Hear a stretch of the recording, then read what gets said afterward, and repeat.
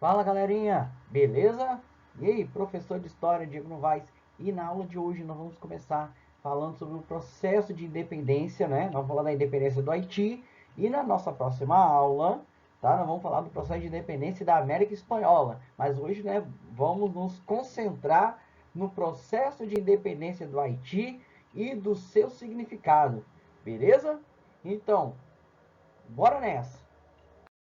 Então, um ponto importante aqui da nossa aula, né? Vamos ver que a estrutura do nosso conteúdo, aquilo que nós vamos estar estudando hoje, tá certo? O objeto de conhecimento, ou seja, aquilo que nós vamos estar estudando na aula de hoje, que é a Revolução dos Escravizados em São Domingo e seus múltiplos significados e desdobramentos, o caso Haiti. Nós vamos pegar lá e falar da história, né, da formação do Haiti até os dias atuais.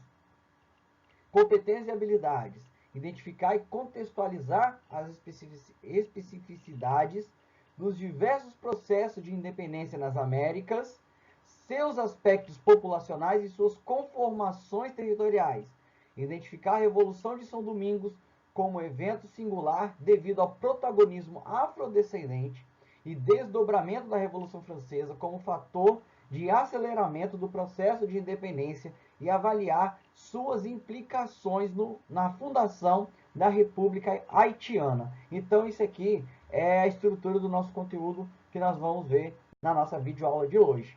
Beleza? Então, bora nosso conteúdo. Então, pessoal, começando aí o nosso conteúdo, né, a nossa aula, né, vamos falar, né, da independência do Haiti e vamos pegar um panorama histórico, tá, da independência do Haiti. Seguinte, inicialmente o Haiti ele era uma colônia espanhola e ela fazia da ilha chamada de Hispaniola. Tá? E esse local, essa ilha de Hispaniola, ela foi o local onde Cristóvão Colombo desembarcou, né, em 1492. Ou seja, foi o primeiro contato, né, com o continente americano que Cristóvão Colombo teve, foi através da ilha de Hispaniola, tá? Essa ilha aqui, ó, tá? Tá certo? Então, só que no século XVIII, XVII, desculpa, século XVII, nós vamos ter uma ocupação francesa na parte ocidental da ilha, e essa parte da ocidental da ilha, ela vai ser rebatizada, né, com o nome de Ilha de Santo Domingo, tá? Então, na mesma ilha nós tínhamos uma colônia francesa e uma colônia espanhola. Atualmente a ilha ela é dividida em dois países. Nós temos o Haiti, que é uma ex-colônia francesa, e a República Dominicana, que é uma ex-colônia espanhola, tá? Como vocês podem observar aqui no mapa. Falando, né, sobre o panorama histórico, né, agora vamos falar do processo de independência do Haiti. Então, o sistema econômico na ilha ele era baseado no plantation. Vamos lembrar que o plantation, tá? Ele estava baseado no tripé colonial, que era produção, né, em larga escala de um único gênero agrícola, monocultura, os grandes latifúndios e economia voltada para o mercado externo. Tá? Esse era o tripé colonial típico das colônias de exploração.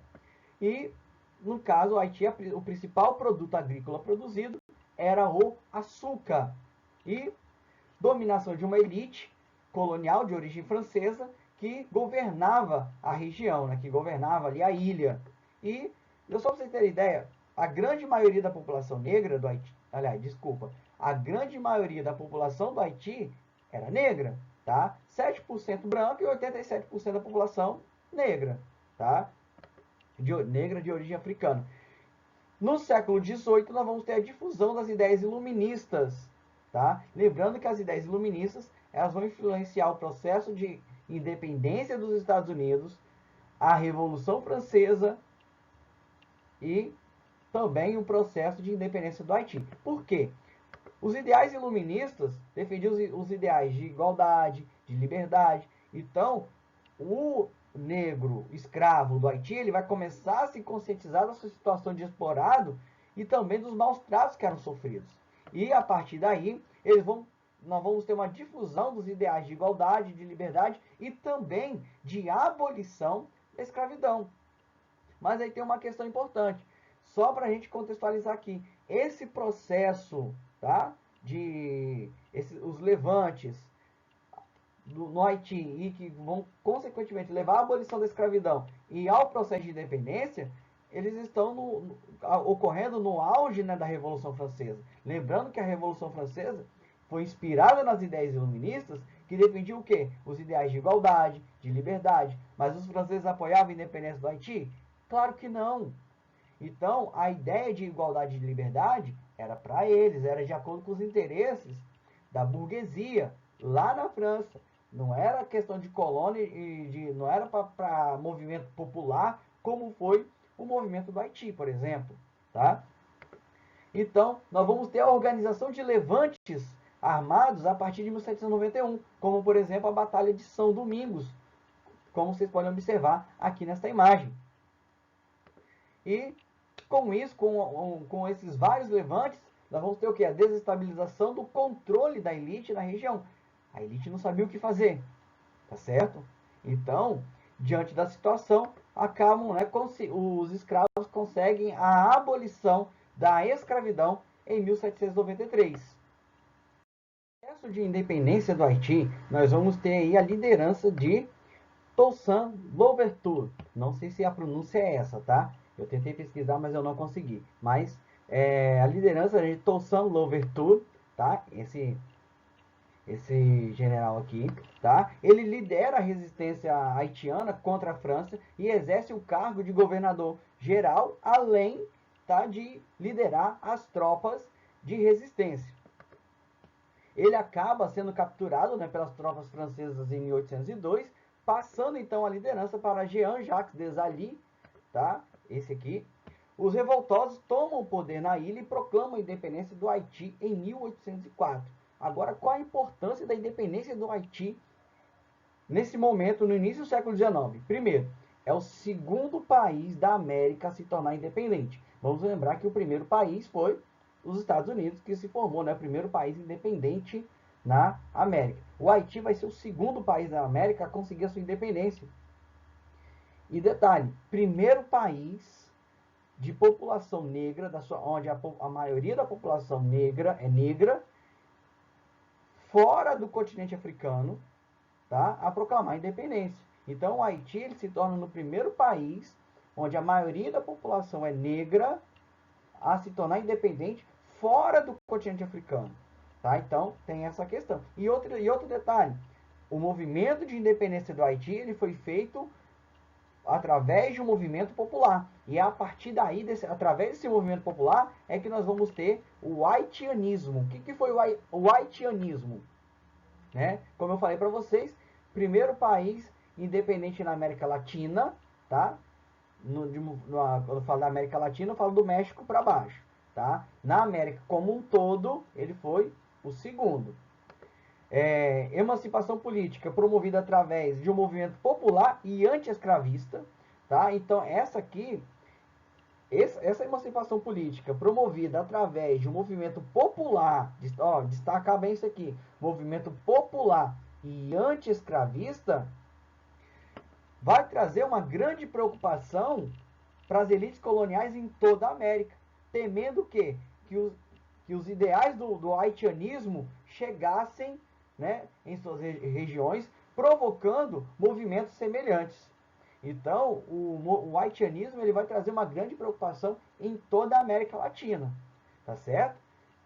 Né, o haitianismo, né, como eu falei, foi um movimento com caráter popular e anti-escravista. Então, a elite colonial de diversas regiões coloniais de toda a América Latina vão se preocupar com esse movimento. No modo geral, ele é marcado, né, por diversos episódios de instabilidade política e também de intervenções militares, como, por exemplo, vamos lembrar do Papa Doc, Baby Doc, né, já no século XX. As dificuldades em estabelecer uma democracia forte na região, tá? Devido a essas disputas, né, políticas que ocorrem na ilha desde então, desde a sua independência. Sérios problemas econômicos. O Haiti hoje é um dos países mais pobres do mundo, tá? Como nós podemos observar aqui. A economia haitiana também é bastante dependente do setor agrícola. E um terremoto que aconteceu em 2010 destruiu muito das suas construções e causou a morte de milhares de pessoas. tá? Foi um dos maiores terremotos da história do Haiti. E por 13 anos, a missão de paz da ONU, a MINUSTAH, tá, liderada pelo Brasil, tá? O Brasil coordenou as missões de paz da ONU no Haiti, que estiveram presentes por 13 anos, dando suporte, né, no processo de estabilização política e ajuda humanitária à população. Nós vamos ver um vídeo rapidinho sobre a atuação das forças, né, de paz do Brasil, né, as forças de paz da ONU lideradas pelo Brasil no Haiti. Nós vamos ver um videozinho aí logo logo. Então, dentro desse, tá? Nós vamos ter a questão dos haitianos, né, no Brasil, que desde o terremoto de 2010, muitos haitianos passaram a buscar melhores condições de vida em outros países, principalmente, né, no Brasil. Então, entre 2012 e 2016, o Brasil recebeu cerca de 77 mil refugiados haitianos. E, né, não deixar de ser diferente, o processo burocrático, né, de legalização, né, tem que enfrentar um longo processo de legalização para poder estarem aqui no Brasil.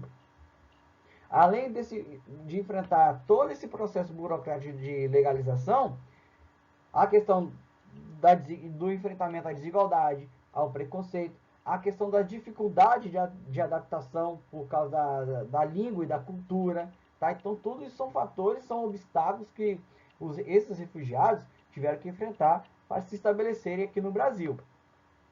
E também, é claro, nós vamos ter auxílio, né, de instituições brasileiras no processo de legalização e adaptação no Brasil. Hoje, muitos haitianos já têm carteira de trabalho e também se usufruem dos mesmos direitos, tá, da população brasileira. Uma dessas organizações é a Organização dos Haitianos que Vivem no Brasil, OHVB. Tá certo? Estamos chegando ao fim dessa videoaula. Espero que vocês tenham gostado. Espero que, inclusive, vocês tenham entendido o conteúdo, tá certo? E quero agradecê-los. Não se esqueçam, inclusive, de deixar o seu like, deixar o seu joinha aí, tá certo? Tá? Me ajude a promover o nosso canal, promover as nossas aulas, beleza? Então, meus queridos, só quero desejar a vocês bons estudos e até a próxima.